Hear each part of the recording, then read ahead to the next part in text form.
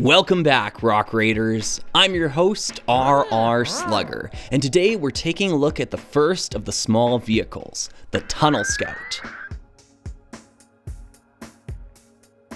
Brought to the surface of Planet U by the teleport pad, the Tunnel Scout is the only vehicle that requires the training of a pilot to operate in the original retail release of the PC game. Initially, there had also been intentions to include the Tunnel Transport as a playable vehicle as well, but those plans had to be scrapped due to a looming production deadline. So, as the sole flying vehicle that can be piloted in the Rock Raiders game, how does the Tunnel Scout fare? Well, the primary benefit it provides is the ability to bypass terrain. Lava, rubble, water, all are made moot as the Tunnel Scout soars above them. Only the cavern walls themselves impede progress. The physical build itself occupies an interesting place in the Rock Raiders roster. While it is small, it's not anemic. This isn't a Kabaya-style attempt at a concept. To me, the Tunnel Scout feels much more believable in-universe, and doesn't suffer from its size the way that other small flyers in the Rock Raiders arsenal do. With that being said, let's get into how to build one for yourself. Step 1, you can't! No, seriously. Interestingly enough, it's currently impossible to build a game-accurate Tunnel Scout for a number of reasons. Firstly, the sources we have for the Tunnel Scout show that the 2x2 Technic pin tile that attaches to the propeller should be dark turquoise. However, to this day, we still haven't seen this part produced. The LEGO group continues to make part 2460, but the stars haven't aligned yet for us to pair the right part with the right color. Personally, I'm holding out hope that it'll one day happen, but only time will tell. For now, we'll have to use a stand-in. Alternatively, if you don't care about the propeller functionality, a modern 2x2 middle jumper piece in dark turquoise would arguably give you the closest visual facsimile to the real thing. This next point of contention isn't as severe, but there does seem to be a discrepancy between the engine color of the in-game model and the render. In-game, the engines appear dark gray, but in the render, they're clearly black. One reason this might be is due to the Rapid Rider also using dark gray engines.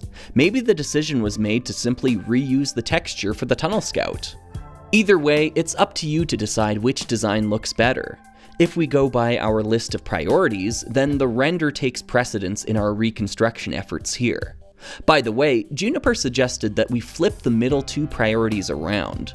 Should there be a dispute between the texture files and the Rock Raiders parts available, the texture files should be antecedent. I agree with her, and we've actually unknowingly done this on a few occasions already. There certainly is no 1x6 Technic lift arm in LEGO Rock Raiders, and yet the texture file for the ore refinery clearly shows it. Here's our revised list.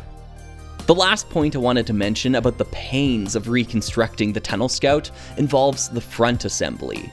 This black wedge plate is generally in the right area, but if we analyze our sources a little bit further, you'll notice it's not quite right.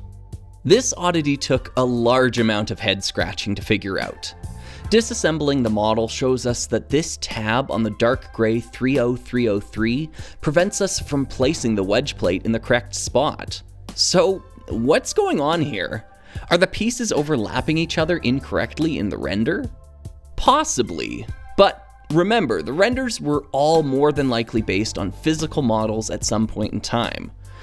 Unfortunately, there exists another possibility. What you're looking at right now is the only known image of a unique LEGO prototype wedge plate.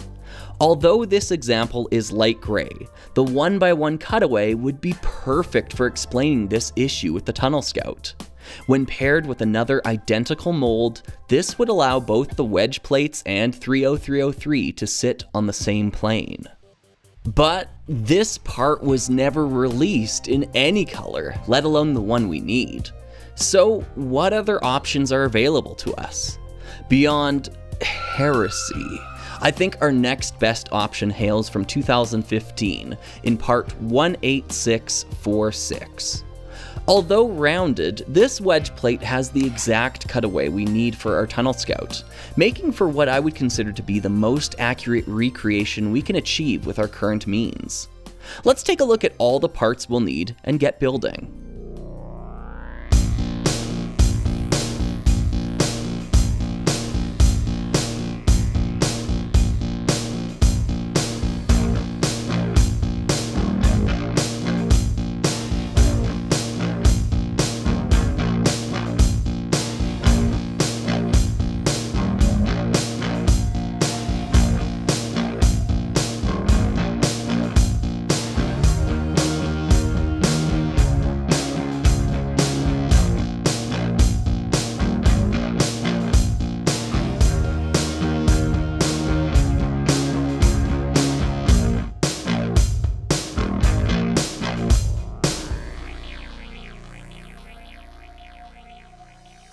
Although it makes my skin crawl recommending such an anachronistic part be used here, using the rounded wedge plate leads to less damage overall.